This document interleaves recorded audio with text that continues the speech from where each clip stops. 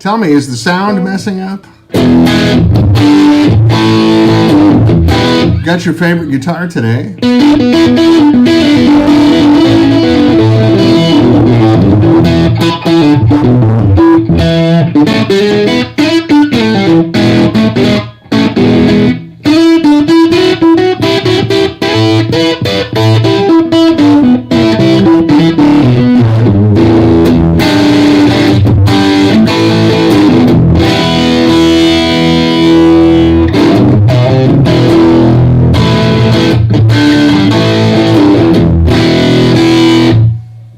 Hoss, are you there?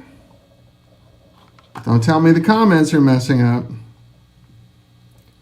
Sounds a bit fuzzy, but I think that could be... Oh, I could turn the levels down. Let's just turn everything down a little bit.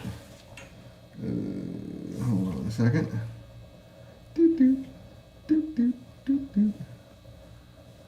Let's see. How's that? Is that any better?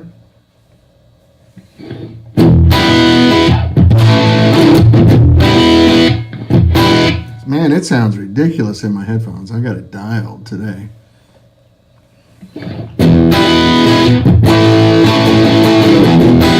Thank you. So I was just overdriving. Much better? Man, this sounds good in the phones.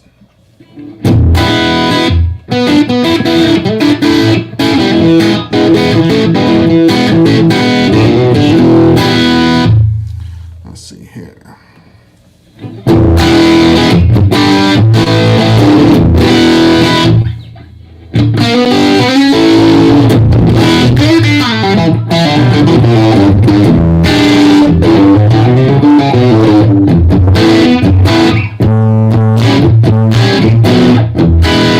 Sounds good now. Okay, good. Well, hello everybody. It's Thursday, November something. What is it, the 14th? No, it's the 11th. See? What the hell do I know? Is that right? That's not right. Today's the 14th. I was right. Shut up, Dan. No, you weren't. Yes, I was. Anyway.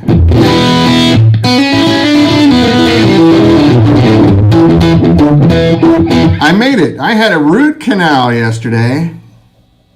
Right there. That was fun. No, I mean seriously, like dang, that was. No, I'm kidding. It was interesting.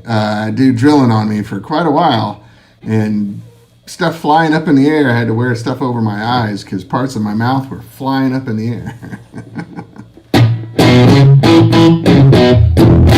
I don't recommend aging.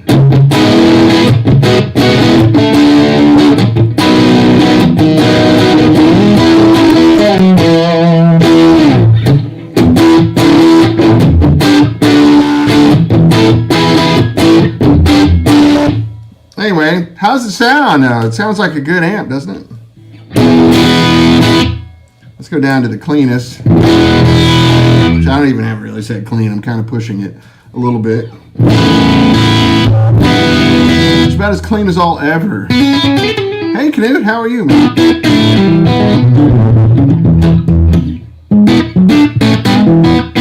How's the sound there in Sweden, Knut? I'm just going to start calling the show 65 amps in Northern Europe.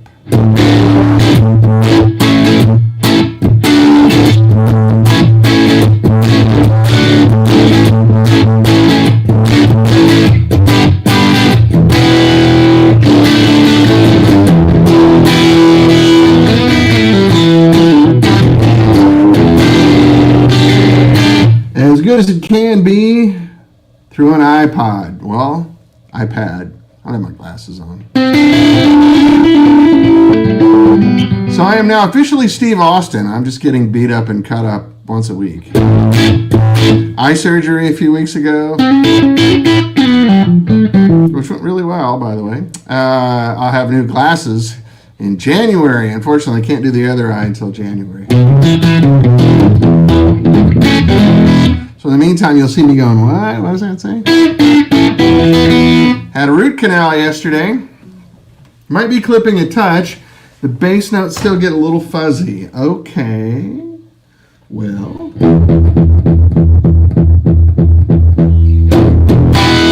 Is that better?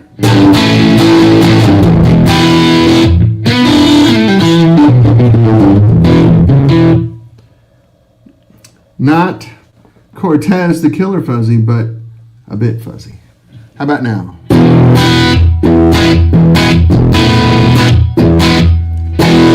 No one knows what it's like.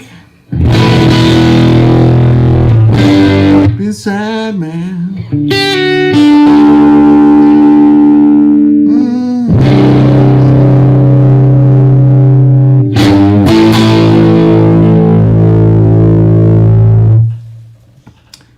Nope. Nope. What are you saying nope to? Still fuzzy or not fuzzy?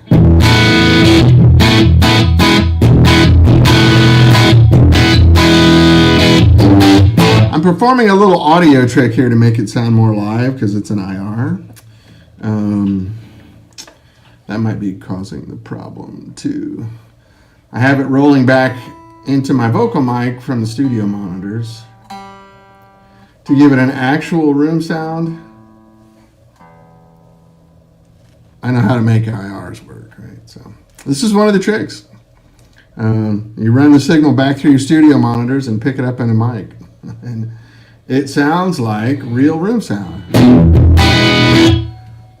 Low end a little loose, says Phil Hadaway. Oh, still, huh? Okay. Well, let me just pull some low end out of it and see. Or it just might be the internet. That's the way things... It sounds like you're smashing the front end a bit. Oh, on the amp? Yeah, I probably am. EL84 is compressing.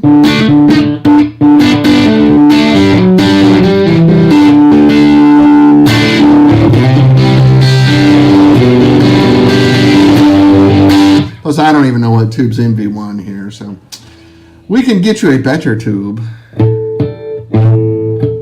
Man, what? The Gretches don't like to stay in tune, though. I'm neurotic about tuning. Yeah, A string's a little flat.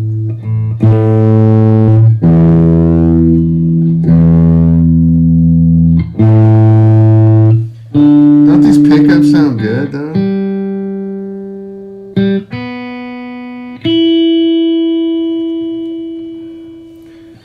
Just take the string off. Be Keith. Oh, yeah, there we go.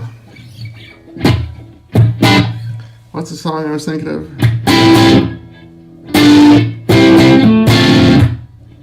Can't do it in standard tuning.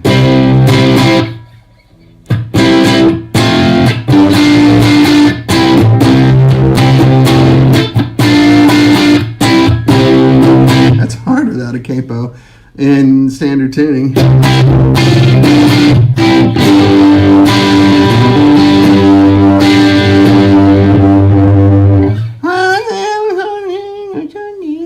Anyway, what's going on in 65 amps world? I'm hopefully getting a new transformer next week. I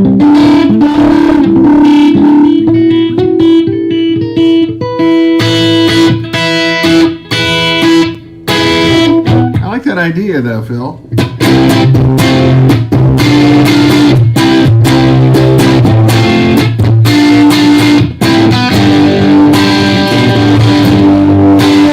Yeah, I think what we're experiencing is internet stuff. No matter where I go, it just seems like I can't push signal because in my headphones, which are very detailed studio cans, it's not squishing at all. Sounds pretty sweet to me, but I think that might just be the translation. Oh my God. I'm going to tune this one more time so it'll settle.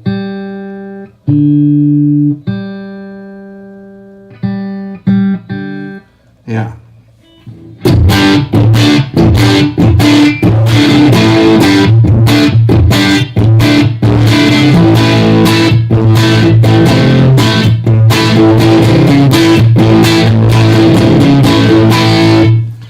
Phil Hadaway says, Mick gave me a box of Keith Ernie Ball Custom 5s. Oh, that's cool.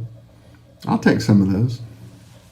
Was it Mick Jagger or his brother Murray? But yeah, I love that sound.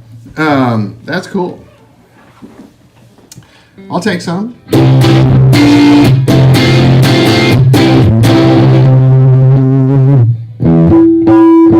Sorry.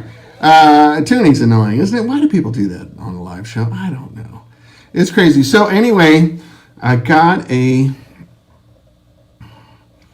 email from our manufacturer that's making prototype transformers, and I should have it. I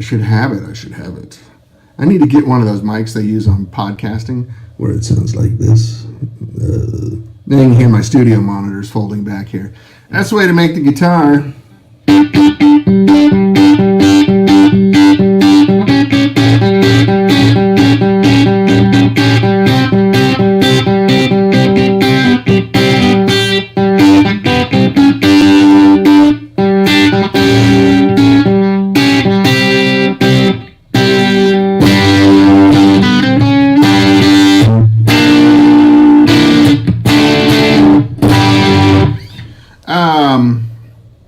Yeah, sorry, man.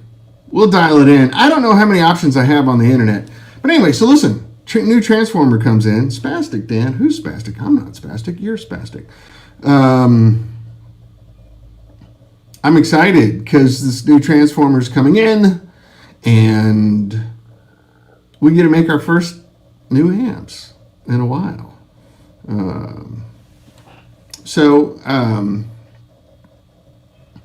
I'll hopefully be playing that for you soon. It might be a messy ass prototype that looks like hell. Looks like hell.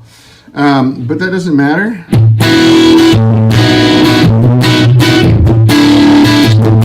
It's just a proof of concept, right?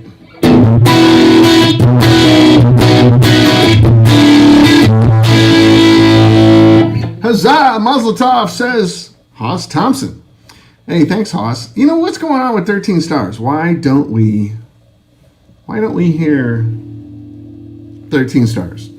Are you guys still together, or is it just something that like had to go off and get real jobs and have kids and like the Beatles? Is that what's going on? And it would make sense because you guys were filling up stadiums and stuff all over Europe. You just say that's enough money. I'm just going to split. Anyway.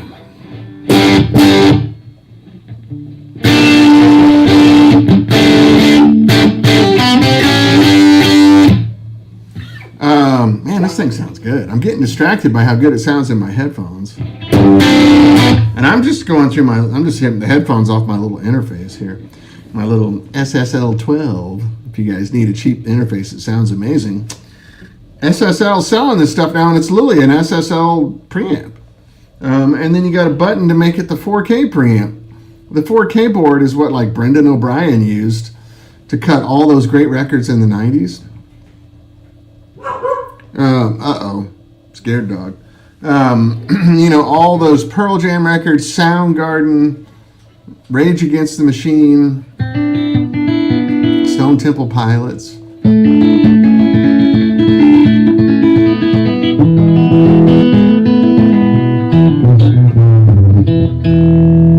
That was all done on an SSL 4000, 4K.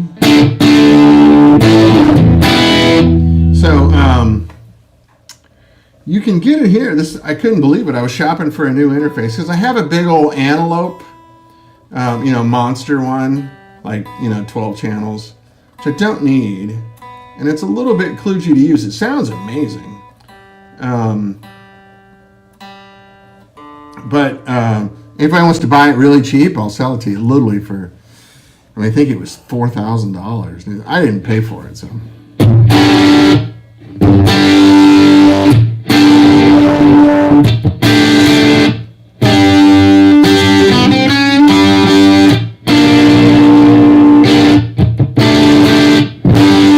I don't even know if I'm playing that right now for some reason. It's not stuck in my head. I can only play songs that I hear in my head.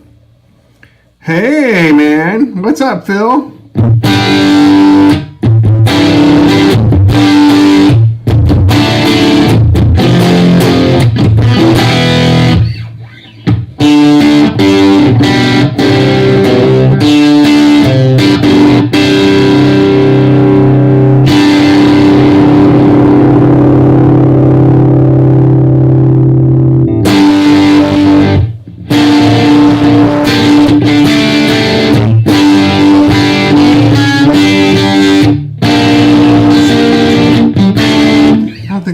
is it? I need to go listen to the record. Anyway, you get the idea. I'm just trying to show you that the amp sounds all right, you know. And these are with low gain filtertrons. Not big old 10K blasting ceramic magnet crazy pickups, 14K, you know, with deployed rows on it. None of that. This is old school filtertrons with a Bigsby on a Gretsch.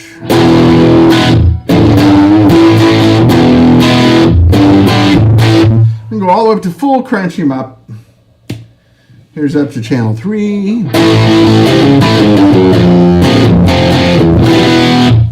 And then channel 4.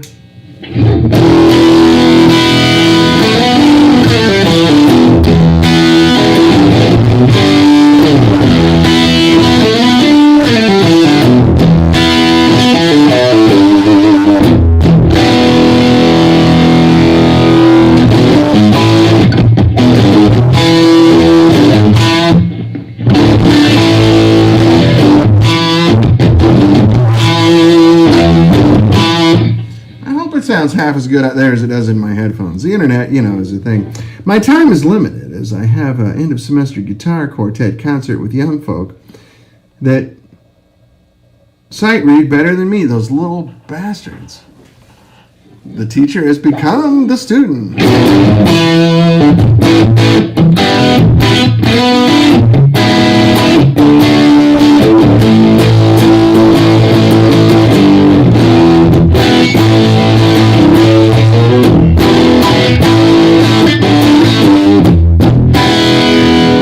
13 stars. Did you see the video I sent you about John Lennon AC-15 twin being found? I did. Yeah, that was really cool. Thank you for sending me that, Haas.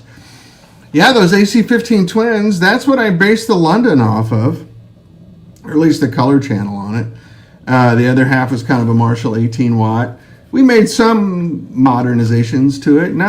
That's 85% that amp, you know, on one channel.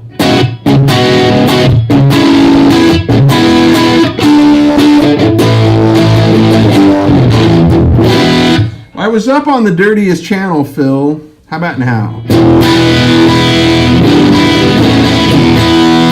So everything here's really low. Like I'm not even into the yellow on my board. Robert Price, I just saw the AC-15 video too. Yeah, it's cool stuff, huh? Great amp. It just wasn't loud enough in the 60s, you know.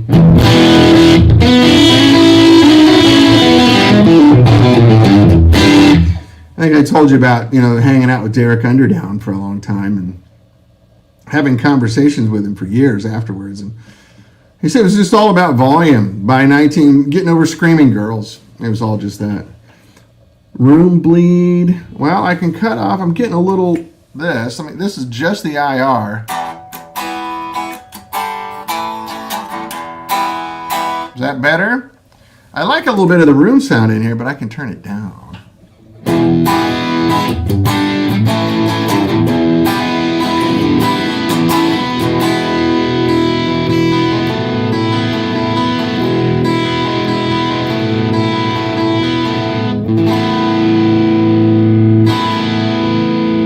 Is that better? Does that make you happier? Nothing from IR. Oh no, you're kidding. God dang it. So StreamYard's doing it again. That's what's going on. Totally room mic. So if I turn this off, there's nothing there. Which is funny, if I go into settings, the meter is kicking here. Let's go here and see. Yeah, the meter's moving. Oh no, wait. Let me turn off the mic. Hold on. Yeah, I'm getting signal into StreamYard. Even on their control panel. I'll be damned. No amp sound. Oh boy. I thought it was fixed. I'm so sorry, guys. What a waste of freaking time. So you were just hearing my vocal mic the whole time. No wonder it sounded weird. God. Cuss words. I give up. I don't know. Like last time when I went and looked into this, if I went here and looked on the audio settings,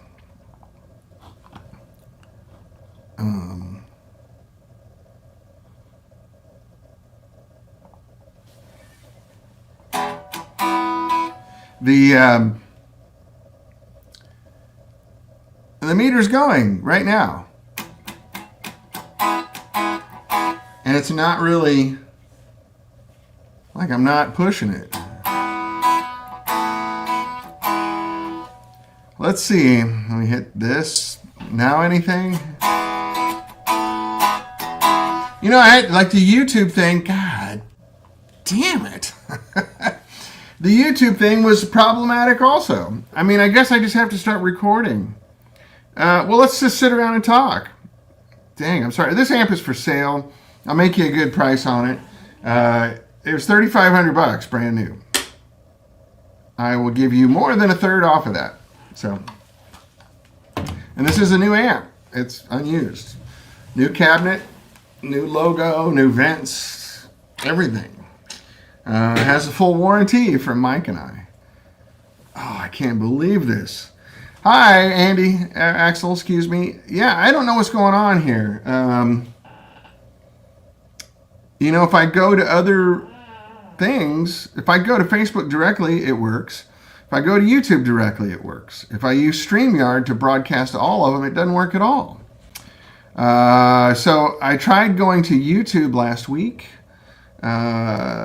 It would seemingly crap out after playing for 7 or 8 seconds. I sent their customer service a note, didn't hear back. In the meantime, I had sent a note to StreamYard's customer service, and they got back to me and said, we can make changes, try it again. And it seemed like it was working great. Yeah, that is bullshit, Phil. Anyway, so we can sit and talk. Let's talk. We'll keep it short today then. Gosh darn it, I can't believe this. How embarrassing. You know, I know like Tim Pierce is the one that recommended StreamYard to me. But he pre-records his stuff. Same with Pete Thorne. And I think a few other people multicast like this off of StreamYard. Holy crap. Oh my God, I can't believe it. Anyway, you know what I do need? If anybody has a little tiny compressor for this vocal mic, you know, one of those little tiny DBX half rack things that you want. They're all over eBay for like $100. I just hate buying that stuff from strangers. If anybody has one of those they want to sell me, I'll Venmo you right away.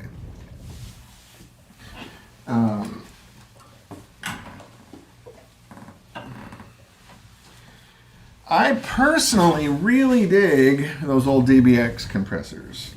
I don't know what on earth is going on here. This is just such a joke. So it works. It just doesn't work with StreamYard. I apologize.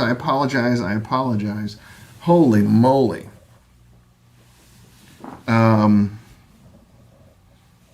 What a joke. What an absolute joke. Son of a gun. I'm angry and embarrassed, or embarrassed and angry, however you want to say it. Thanks, Andy. You know, this show is brought to you by Titleist GT drivers. The GT2 works for everybody, me and you. The GT3, if you hit the ball pretty well, but you need just a little bit extra, 2 or 3 yards. The GT4, but if you hit the ball really well and you want a little more.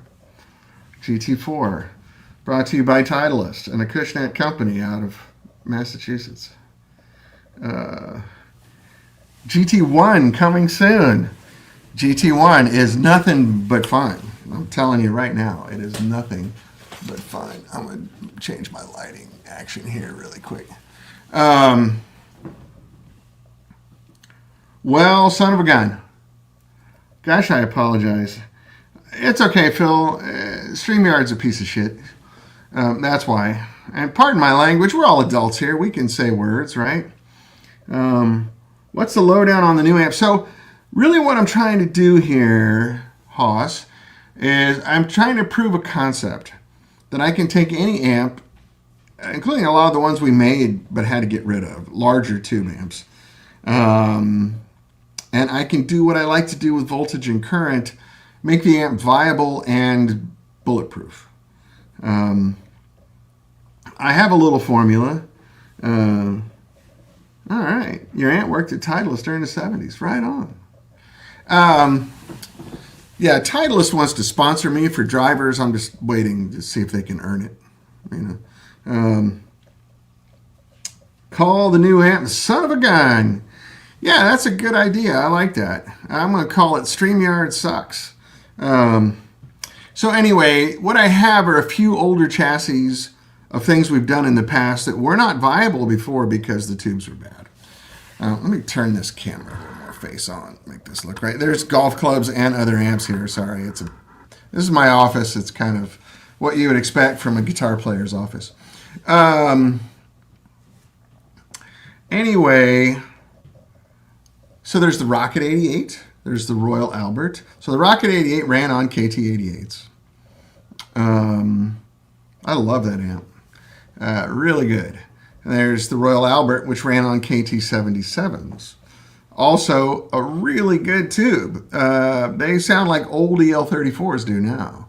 Modern EL34s sound great, but they don't sound like old ones. They sound very different. I'm not going to say better or worse, just different. I tend to like old ones better. But that's just personal preference. I think it's because I'm an old one, right? So the KT77s, that Jimmy Page used to run those in his early Marshalls. It's got a sound. It's got a thing. A lot of guys that used plexis back then liked KT77s because they broke up a little better, a little smoother. We had to quit making the Royal Albert because, unfortunately, and really unfortunately, the artists we had out on the road with them, Keith Urban, Rich Robinson, Vince Gill, people like that, the KT77s just started failing. And we were way beneath the book spec on the voltage we were supposed to be using, right? It was fine. And the tube manufacturers were completely uncooperative with us. So instead of just redesigning the whole amp, we just moved forward with other amps that we're selling. Those amps sold out instantly when we made them. The last one is the Stone Pony, which a few of you guys on here I know have had Stone Ponies. Probably had tube problems and you're too polite to tell me, which is fine. The 7591s, when we first started making, here's what happens. Let me explain this a little more clearly. Tube manufacturers call us up and go, hey, we're making this tube now. You want to try some? And the sag and saturation with a 6v6 Raymond depends on the circuit. If you set it up stiff, it acts stiff. A 6v6 is like a little bitty EL34, actually. Very similar. But anyway, so JJ or somebody, Electro-Harmonix or whatever, I shouldn't say names, I'll get in trouble. But they would call us and go, hey man, we're making these. Hey, Chad Boston, how are you, buddy? Welcome, good to see you. We had some technical issues with the guitar not working with StreamYard, so unfortunately you have to listen to my boring ass. Axel Inman has a Stone Ponies, but you have to use NOS 7591s. They will be good for a while. I will happily convert your amp too once we get this sorted out. But anyway, so they would call us and go, hey, we're making 7591s. Hey, we're making KT77s. Hey, we're making KT88s. I think Electro-Harmonix at one point even made a KT100. And we tried it and it couldn't take 400 volts. Now, a KT88 originally, I think their book spec was over 700 volts. A KT77 was also supposed to be over 600 volts. We were running them in the low fours, 430, 440. something like that, and they would blow up. So what would happen is we'd get a batch of them, and they work great. So we go, okay, we're going to release a new amp based on, we'd order a pile of them. Our first batch of amps went out. Everybody bought them, loved it. Excuse me. And 6 months later, they all started blowing up. Good luck, Phil, with your class. He teaches music and studio stuff, so good luck, good luck, good luck. Anyway, so those were 3 amps in particular that I really loved. And then the whiskey is pretty high voltage. I'd like to drop that down. Like this amp here is 4 EL84s. It's moderately lower voltage. It's still loud as shit, though. And so is the Producer 6L and the Producer EL. The tubes are safe in those amps. You can really grab them with your hands while it's running. It won't burn you. They're hot, but it won't burn you. I'd like to lower everything down and maybe make a 4 6L6 version of this and a 4 EL34 version of this. But drop the voltage down. And then, you know what I want to do, because I've waited 20 years to do it and we've held off for 20 years, I'm going to make you guys a proper Marshall. Only it's something you can play at home and use it. And it'll eventually have all the digital integration that we want to do. But, so, you know, other amps that we made didn't really blow tubes that bad. But no matter how I made it, Doug Campbell, hey, yeah, KT120. Yeah, that's right. That's right, KT120s. I said 100s. I misspoke. You're right, Doug. Thank you. Those work if you run your screen grids at nothing, which you can't do in a guitar amp. Your screen grids need to be up pretty close to your plate. So we were running like at 430, and we would run the screens at 400. And a hi-fi, if I ran them at 430, you could run the screens down at 100 volts.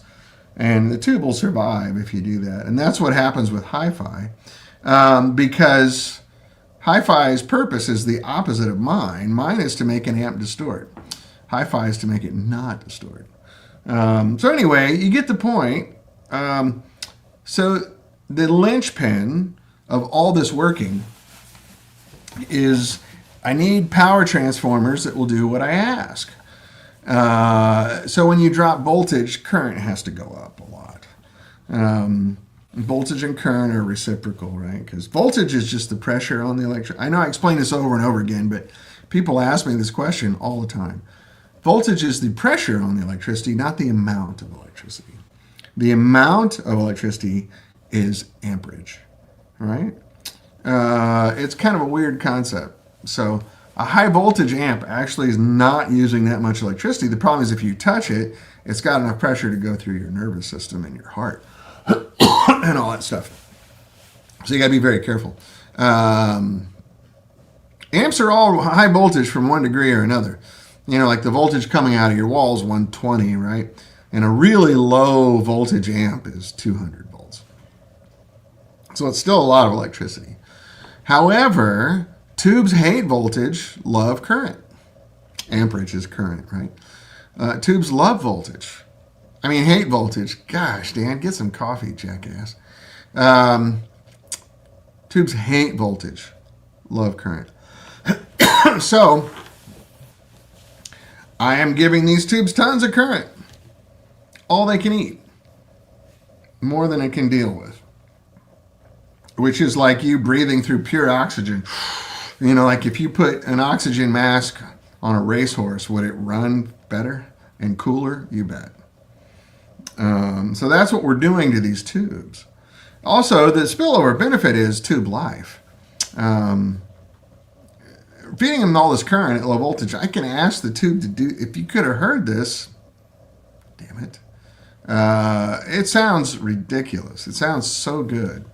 And because I'm giving it all the current at once. So anyway, but the spillover benefit is tube life. They last forever. You can use any horse crap tube that you can find on the internet, as long as they'll bias up. They sound great because you're flooding them with current. So anyway, I think that's going to be a wholesale paradigm shift in the way guitar amps work. Tubes are becoming more and more of a problem for amp manufacturers. Fender bought groove tubes so they could corner that part of the tube market, right? A lot of big tube amp manufacturers that I know right now try to buy the entire run of tubes from tube manufacturers to make sure that I don't know why other people don't do it, Mark. To me, it's just obvious. I think it's because you have to redesign things. And most people build amps that are just copies of old circuits and they modify them. This is a redesign. This is a whole different thing. It's not wildly complicated, but we spent a lot of time and money going through versions and iterations and prototypes and stuff to get it right. We had to pay for a couple of engineers to help us years and years ago. Ray Colby says, what combination of the aforementioned technical conglomeration makes the Soho breakup so divinely and sensitively? Well, there's good tubes, good resistors, good capacitors, amazing handmade transformers, and good top-end speakers put in really well-made cabinets. There's no way around this stuff. There's no shortcut. There's no way to make a great amp. And a blue speaker. That's right, Phil. There's no way to sort of shortcut this. Like, each one of these components are important. Then also, you have to have someone who knows how to build an amp. Like lead dress and solder connections and everything also affect the sound of an amp. A sloppy made amp. I'll get to you a second here, Hoss. A sloppy made amp sounds bad. They're noisy. They don't conduct electricity correctly. So the guy that solders all our amps is a mil-spec guy. He used to work on airplanes, building cockpit wiring and stuff. So it's mil-spec wiring. It's very consistent. It's very clean. You won't see burnt solder joints in there. You won't see solder joints that are bubbly. You won't see some that are huge and some that are small. All of this makes a difference. So, a long answer to a short question there, Mr. Colby. It's all of it. Down to the speaker cabinet, where we use really high-grade birch with proper joinery so that the cabinet acts more like a drum shell than just a box with a speaker in it. It resonates in sympathy with your speaker, and that helps. So a little 2% here and 1% there and 4% there and 1% here. After a while, it's a 30% better amp.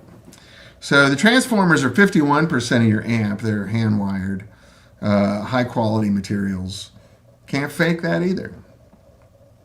A lot of people tell you can. I've never seen it. We used to get prototype transformers from every manufacturer we could find every year, and it always came back to the same stuff. Even people that don't play guitar would go, oh, that one sounds better. Yeah, I had a big chassis where I could mount, like, I think it was 5 output transformers on it with a big switch. You know, a big monster, like, Star Trek looking switch. And even my accountant would go, oh, that one's better. Yeah. So it's undeniable side by side. So you add it all up, you get a good sounding amp. So we have a few old chassis. I have old chassis for Rocket 88s. I have an old chassis for a Royal Albert. I'm looking, there's a high-powered Stone Pony floating around there somewhere that I think maybe Scotty Bratcher has. And he's going to send that to me. He also has a couple of prototype amps that never went into production. One we jokingly called the Shankenstein, which was 4 6L6s. It was sort of a showman type amp, only with a Marshall addition to it. Neat controls, it works really cool. He plays it on his big loud live rig. I'm going to get that back and make that safe. And then he has another one called Mr. Ridiculous. All of our amps had funny names when they were prototypes before they went into production. Mr. Ridiculous we made for Richie Sambora. And it's just an extra gain stage. So it's really good. Hey, what's up, Scotty? We're talking about these amps that I'm going to convert over. And you've got a couple of them. that we're going to do. So Hoss Thompson at 13 stars here asks, what sort of Marshall circuit are you thinking? Or you'll be able to do a great many of them. I think we'll just put 2 in one thing. I mean, you know, the classic plexi circuit. I know how to do it correctly. And doing it correctly doesn't mean copying the schematic. It means the components that you choose really make a difference. And then I think beyond that, you know, Mark II master volume sort of thing. The next thing, time to frame the 65 amps Marshall. Well, hang on a second. I got a funny picture right here next to my desk. I should share with you guys. This is one of the pictures I see at my desk all the time. You guys recognize this guy, right? 20 points for the first guy to type in his name.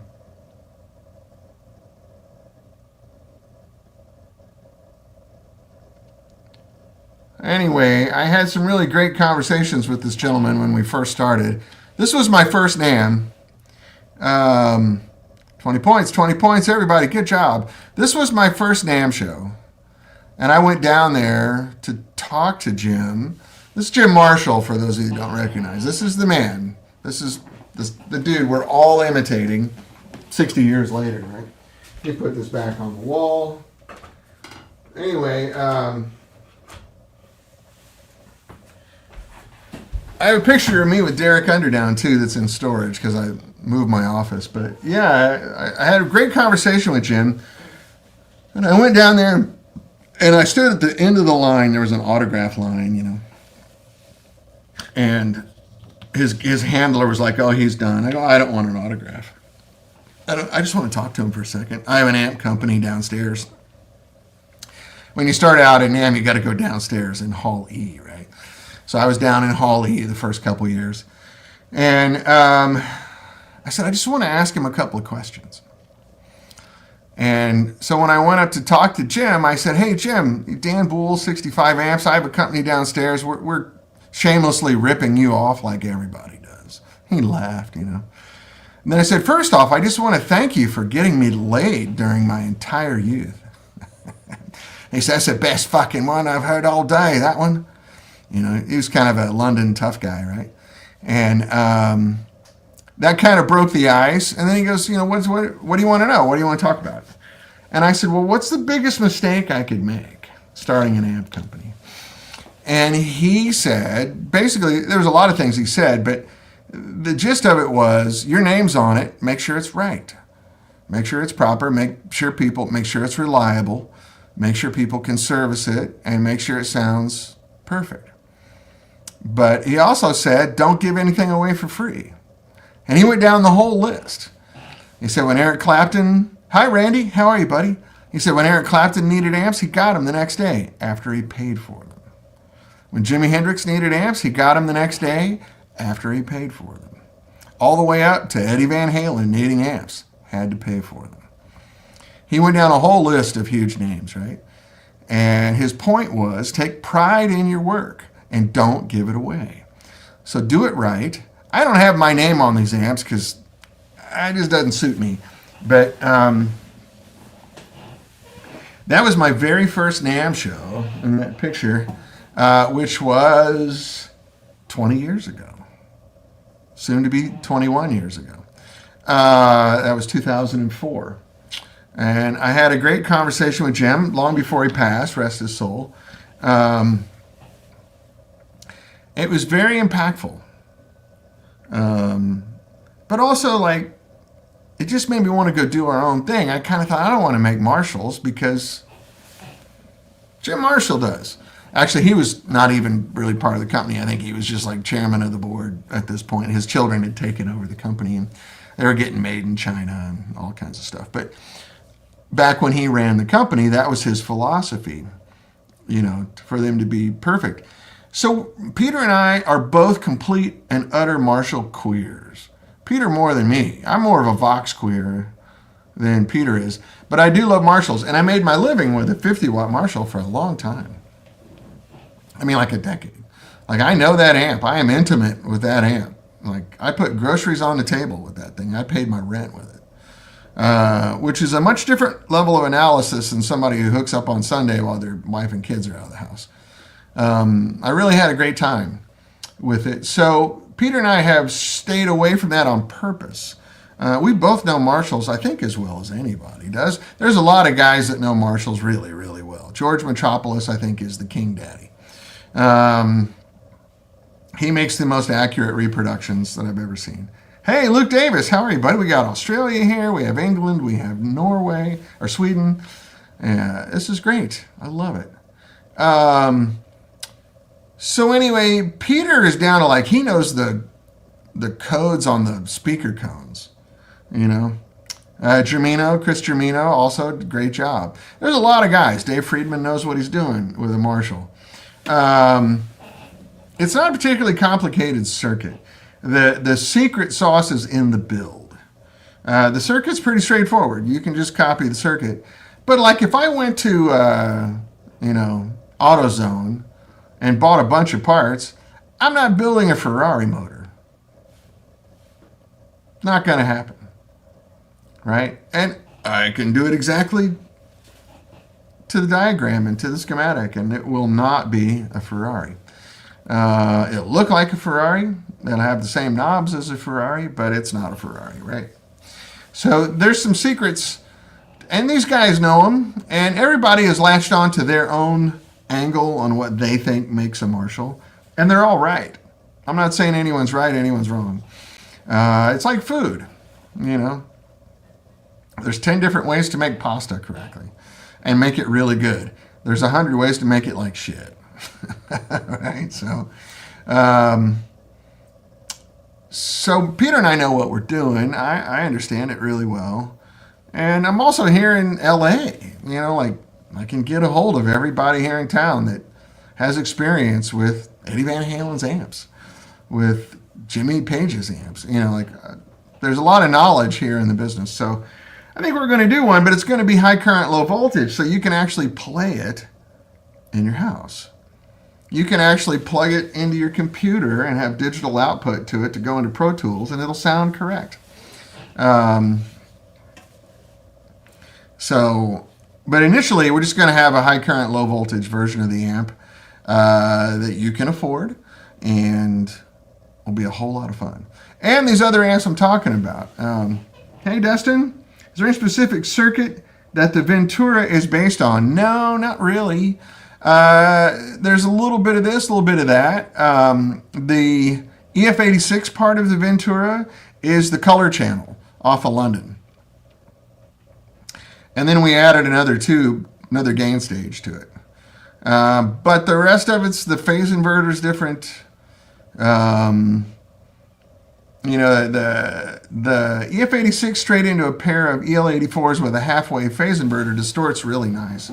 But the Ventura is not that. It's just got the preamp out of that one channel. And then we added 12AT7 to it for more gain that you can flip in and out. That's a really fun little amp, I think. The Ventura is great. You can have a great time with that amp, especially with the Strat. Oh, my God. Strat or a Tele, it's really fun. So anyway, the Marshall thing's not going to be right out of the gate. We're going to do these other amps really quickly. I just want to see that they work. I want to watch them work. I'm working with some people right now that if I can get this proof of concept together, we can relaunch. And so what can I say? What can I not say? We can relaunch, and we can do lots of fun things. I have all sorts of other things in the mix that I can't really talk about. Randy Kress says he loves his Ventura. It loves you too, Randy. So I'm excited. I'm a little frustrated I can't share everything with you. For several reasons. There's a non-disclosure with the people that want to invest in the company, and then I don't want to give away all secrets. The high current, low voltage thing I've been talking about for 12 years, 13 years. No, and Chad Boston, can you help? If you can help, I will love your help. Yes. Hoss Thompson. Oh, thanks, man. Amazing stuff. I'll need all your guys' help. But I want to make something worthy of it first, which I think I know how to do. I've still got my key players from the old days here that are amazing. Mike Francis Cheney, that you guys already know. And our builder, our old builder, is still available, who's incredible. Still working full-time building. Oh, I got an itch in my nose. I'm sorry. It's not boogers, I swear. I will, Chad. I'll let you know. And thank you very much. I'm excited. I'm really excited. And I think the possibilities are serious. So I learned a lot working at Line 6 as a consultant. Hey, Lars. Second half coming up. Norway leads 2-1. All right. Good luck. I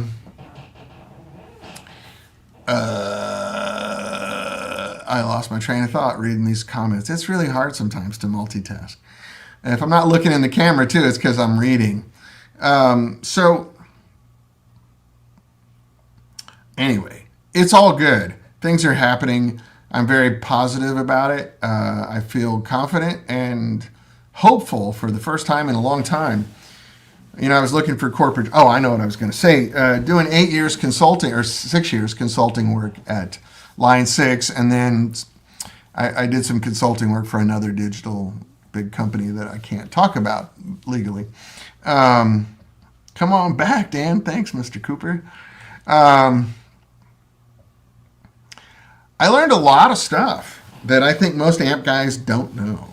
And I got familiar with the modeling process, and through the modeling thing, I learned about behaviors in amps that have been quantified. Usually it's just some nebulous thing like blossom. Yeah.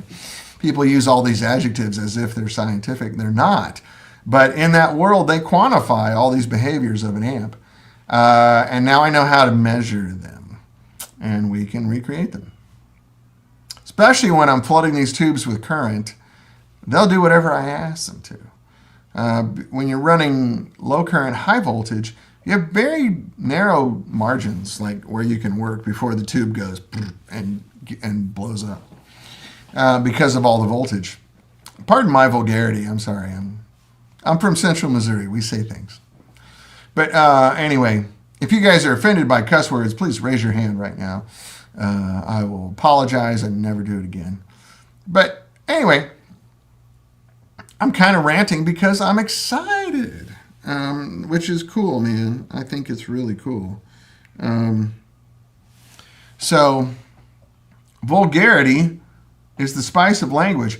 Yeah, no one else uses vocabulary like Dan. Bloom is a lame description now. Yeah, people say all kinds of stuff where I know they mean it with good intentions. I don't think they're charlatans. I don't think they're being deceptive. It just means a lot of people, their experience is different with amps. That's all. It's important. If you're going to get something that's fun to use and feels good under finger and pleases the ears at the same time, you have to start quantifying behaviors and figuring out what that is. Instead of, chime. Okay, it's chimey. You know what's chimey is your guitar, and the amp will relay that correctly. But anyway, Hoss Thompson says, F that noise. English swear words are some of the oldest words in the language. Heritage. Yeah, man, I get it. Fucking A. Cuss words don't bother me at all, and I forget that they do bother something. They do bother some people, so I respect that. They don't bother me at all. Actions offend me, but not words. I'm not afraid of words. People say, I saw Red Fox when I was a kid. I'm going to cuss right now, so if you're averse to cussing, now's the time to click out, right? Ray Colby says, we're excited for, oh, thanks, man. A bunch of son of a guns ready to hear new amps. Right on. Oh, thank you for that. I really look forward to sharing it. I just can't wait. I want it to happen now, but it's not yet. I'm hoping by the end of the year, to be frank. We got holidays coming up. It's hard to get stuff done. But I went to see Red Fox when I was a kid. Like my parents, the Sanford and Son TV show was on. And my parents did not realize that Red Fox was a filthy comedian. So we went to Las Vegas. This is back when you could take your kids in the casino. Nobody cared, right? I remember we were driving, and a big sign said Red Fox at the International Hotel or whatever it was. And we better go see Red Fox, and bought tickets and everything. Man, everybody was stunned. I think I was 8 years old. No one had any idea in my family what his stage act was really like. We're from Columbia, Missouri. So Red Fox came out and said, listen, I say a lot of cuss words, and if that offends you, I can't even say it. I don't think I should say it because my kids might watch this. If that offends you, you can bleep my bleep, right? And then he said, look, people say fucking shit because they do. For example, you don't shit? Fuck. And then he said, you don't fuck? Shit. You see my point. They're just words. They don't mean anything. Doesn't bother me. Anyway, the words that I'm focusing on today are excitement and hope and confidence and anticipation. Because they're good words. And that's where I am right now. And I'm glad to share it with you. I apologize again for StreamYard. Any thoughts of a 65 amp powered FR? No. There's some good ones out there. I really, in my world, in my ecosystem, I don't see anyone using that stuff. I understand they're interesting, and almost to a person, 19 out of 20 people I know that bought those ended up being disappointed and not using them. My goal is to make an amp that you can go play a gig with. Little gig if you want. We're going to have a load box and everything built into it. Coffee house gig if you want. Also to have digital and analog outputs on the back of it. So you can play IRs if you want to and send an analog signal or a digital signal to the sound man. Hey, Val McCallum.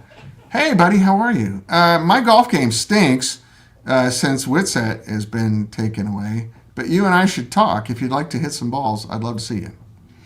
One of my favorite guitar players ever, right here, Val McCallum, right here. Hi, Val. So anyway, I want to make an amp that you can go play a gig with. You can go play a little gig with. You can bring it home and set it on your desk with no speaker attached to it and plug it right into your computer and function in Pro Tools or Logic or whatever software you like to use. Also, if you're playing in a quiet room, which there's a lot of those, especially here in LA, a lot of guys have to figure out creative ways to make their amp sound good at super low volume. I've got a good load box. We're going to put it in the amp, and then you can send, like I said, just send a straight signal out to the PA, or you can send an IR, which may sound like you blasting when you're not, really. Or you can just bring your head and send that signal to the PA and have the sound man stick it into your monitors. You don't need to bring a cabinet. Whatever you want to do. But I want to have one piece of gear that does all that. And we're close. The first step is this high current, low voltage stuff. Which, Val, would you like to test amps for me? That would be fun. I know we live pretty close to each other, so I will reach out to you on the Book of Face. Anyway, but I do need to go here and see. Yeah, let's do it. Yeah, I'm up for hitting balls. I hurt my shoulders, so I had to quit playing. I haven't hit a golf ball since like April. So if you will tolerate, you will test amps. Great. All right. I got a few guys, your peers, that are ready to test for me.